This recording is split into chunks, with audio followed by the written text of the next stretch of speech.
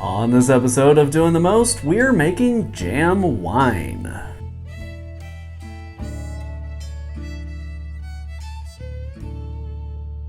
Homemade brews and various how-tos, everything from mead to roast, bake creation, fermentation, inebriation, doing the most. Have you ever had a great aunt drop by and drop off a whole case of jam that you were just never going to make it through? Or have you been at the grocery store and seen a really good deal on jam and just wondered, can I brew with that? Jam is often relatively inexpensive, very frequently goes on sale, and it's a really good way to brew with fruit that might not be in season or might not be available in your region, because jam is fruit that has been preserved. And even if you're not making a jam wine out of it, jam is also a pretty great way of adding fruit to other brews. Maybe it's a mead or a beer or a cider. It can be a really convenient way to add those extra flavors. Now, when you're buying jam for jam wine, you are going for quantity. We're talking 3 to 5 pounds of jam per gallon of liquid. And that's gallon of liquid. So when you see us brewing it here on this episode, you're going to see us put a full gallon of water in with 5 pounds of jam. That's important because you're going to have so much stuff in there, so much sediment and fruit pulp and pectin junk that collects at the bottom. You really want to be sure that you can get a gallon of liquid off the top of all that stuff. So for example, if you're the kind of person who likes to brew in 1 gallon batches, make sure you get yourself a 1.5 gallon or in this case 2 gallon bucket to brew in. That way you can put a full gallon of water in there with all your other ingredients, and then when you rack it off into secondary, you'll have 1 full gallon of liquid that you're working with. With all that out of the way, let's take a look at our recipe for this video. The ingredients for this jam wine are 5 pounds of jam, 1 full gallon of water, 1 tablespoon of pectinase, EC 1118 yeast, and 10 grams of Fermade O wine nutrient.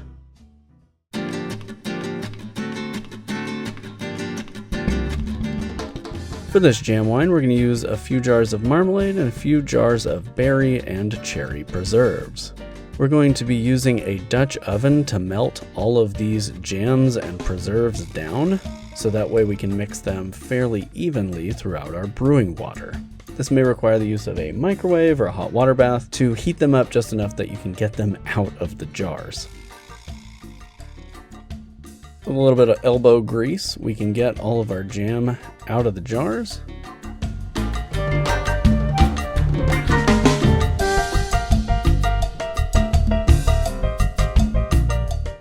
And I already have the Dutch oven going. It's already starting to heat up on my induction burner, so I went ahead and put in 1 full gallon of filtered water.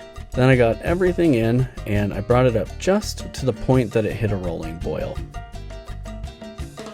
Now, you don't necessarily need to boil this, but that's a good mark for me that it's been pasteurized of anything that may have gotten on there from my hands, and that it definitely got hot enough to liquefy all of the jam. So we put the lid back on there and let that cool down closer to room temperature. Once that had cooled down quite a bit, I went ahead and transferred it into my brew bucket so it could cool down the rest of the way to room temperature, because obviously that Dutch oven is insulating it a bit. Made sure to get all the fruit pulp in there and then sealed it on up. And I just left this overnight to chill down to room temperature. The next morning, I cracked it open, took a nice whiff, smells good, and I got a hydrometer reading on this so I could know our potential alcohol by volume. The hydrometer read just over 1.1, we'll call that 1.103. And that went right back into our brew bucket because of course everything was thoroughly sanitized before it touched any of our wine. Now, I was pretty happy with the starting gravity on this. Generally, you'll find a jam wine hits between like 1.09 and 1.1 on your hydrometer. If for whatever reason it falls low, or if it falls lower than you'd like, feel free to supplement in some table sugar to make up the difference and bring that ABV up. Now, if you're going to do that, you may need more nutrient than you were planning on because there's going to be more going on in there for the yeast. So just be thinking about that as you're planning out your nutrient additions or nutrient schedule for your wine. And then I added 1 tablespoon of pectic enzyme or pectinase. In winemaking and mead making, we're typically trying to get the pectin out of whatever it is we're brewing because pectin can cause a haze that is really persistent. Now in jam making, pectin is typically added to the jam in order to make it gel, so that way it holds to your toast, it's spreadable, and it's not just falling all over the place. So because there's a lot of pectin in jam, we have to do something to remove that, and that's where pectinase or pectic enzyme comes into play. Pectic enzyme will break pectins down and help them fall out of suspension. Here, we're using quite a bit of pectinase in this. We're using 1 whole tablespoon in this gallon-ish batch. Now, if you look online for advice, you'll see people mention maybe a teaspoon per gallon, 2 teaspoons per gallon for a typical wine. Jack Keller actually recommends like 5 teaspoons for a gallon batch of jam wine. We're gonna go with 1 tablespoon because that seems to work pretty well for breaking down the pectins and giving us a nice clear wine on the other end.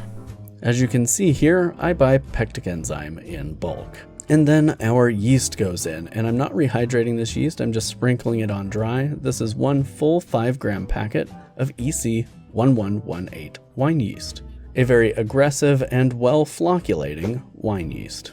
Then the lid goes back on, and I affixed an airlock to keep any bad buggies out. That airlock is filled with sanitizer.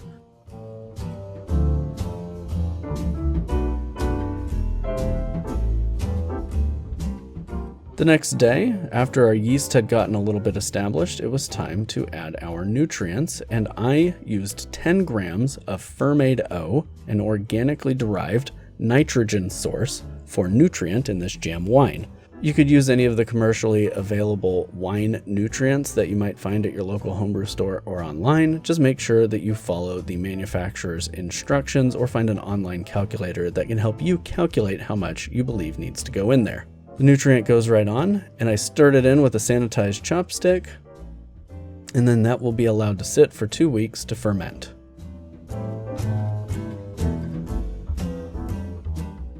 Now, you'll notice on my recipe, there's no balancing happening on the front end. There's nothing in there for tannin, nothing in there for acid. And that's because a lot of times the fruits for a jam wine will contribute enough acid and tannin that you don't really have to play with those once you get it to secondary. But if you do need to make adjustments for that, you can obviously use things like lemon juice, or you could use powdered acids to bring up the acid profile, or you could use oak or black tea or something like that in order to give it a little bit more of a boost in the tannin department. A lot of that comes down to what fruit is in your jam, and in the case of this orange marmalade, it comes down to how much fruit pulp or skin or even little bits of pith are in there that are going to contribute to the tannin profile. Additionally, your jam wine may finish before it goes dry. Mine in this video did. It went just a little bit above dry, kind of into that off-dry, semi-sweet range. Yours might end right at 1.000 or even a little bit lower, or it might end a little bit higher.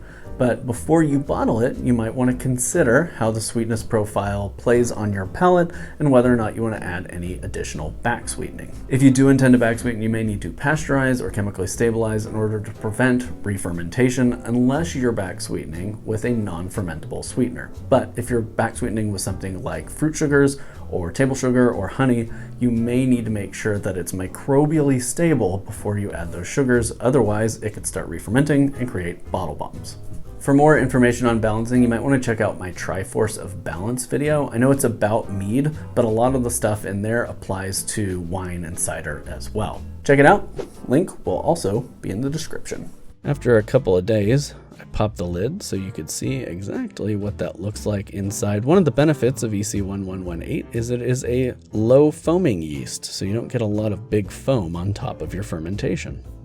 Then it was time to rack it into a clean and sanitized carboy. Don't really want to leave the fruit in here longer than a couple of weeks, and so at the 2-week mark, it's okay to go ahead and rack it off to secondary, and then you can just start tracking your hydrometer readings from there to find out when it's done. And it may be done at this point. I filled up a fresh airlock with some Star San and brought it up to the bench for another look. It's already looking really nice. The pectinase did a great job of clearing it up. About a week later, so this is 3 weeks in at this point, it had dropped crystal clear, so it was ready to go into bottles. Look at that color. No fining agents, just pectic enzyme and a really aggressive and well-flocculating yeast got that nice and clear. And our final gravity was right at about 1.013.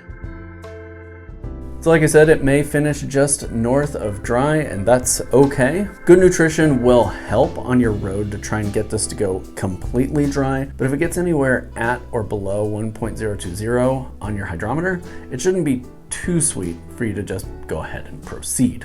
Honestly, jam wines and country fruit wines, really in general, are often a little bit better with a little bit of sweetness in there to kind of help elevate those fruity flavors, because, you know, a lot of times fruit without any sugar doesn't really taste like fruit. Ever tried tasting the fruit left over after you've made a fruit wine or mead? You'll know exactly what I'm talking about. And additionally, just like country fruit wines, a little bit of age can help. Generally, that's going to look like a minimum of 6 months and kind of peaking around 18 months to 2 years before you kind of get on the other end of that bell curve. But your mileage may vary, and again, it definitely depends on alcohol content and the type of fruit that's in there. Sometimes it may be drinkable quite a bit sooner. So I'm using a bottling wand here to bottle this. The bottling wand has a valve at the bottom. When pushed against the bottom of the bottle, opens to fill the bottles from the bottom, which minimizes air contact with your wine. So I just started my siphon and then filled the bottles. This filled 4 bottles. I probably could have gotten a 12-ounce bottle out of this as well. And I used a hand corker to cork all of these bottles with sanitized corks. And there you have it, a very simple and quick clearing wine ready to go on the wine shelf. The jam for this batch of jam wine was actually left over in our ingredients box for our Twitch show that we streamed this year on Twitch. Hope to be getting back to some streaming on Twitch in 2022. You can follow us on Twitch and any of the other things listed here on your screen if you would like. I would definitely encourage joining our Discord server because there are a lot of helpful folks in the Discord server, and generally it's just like the least toxic community on the internet. One of the things that I really appreciate about this batch of jam wine is that with that big hit of pectic enzyme and that really aggressive EC1118 yeast, it cleared really, really well. The yeast flocculated well, pulled all that pectin down with it. No fining agents, no clarifiers, nothing. Just really beautiful and crystal clear, all on its own. This is still a bit young yet, so there's a little booze on the nose. Just some light sweetness from that little bit of residual sugar left in there. The pithiness from the oranges leads to a really nice tannin profile that really hangs around, really clings around the palate. And then right down the middle of the tongue, you get that big burst of fermented berry flavor. It's light, it's grippy, the balance is already presenting itself really nicely, and obviously this is drinkable now as it is, but I think given like 6 months or so, kind of around the time summertime hits, this is going to be perfectly delicate and refreshing and delicious. Every batch of jam wine turns out differently, and that's honestly for me because I never brew the same batch twice.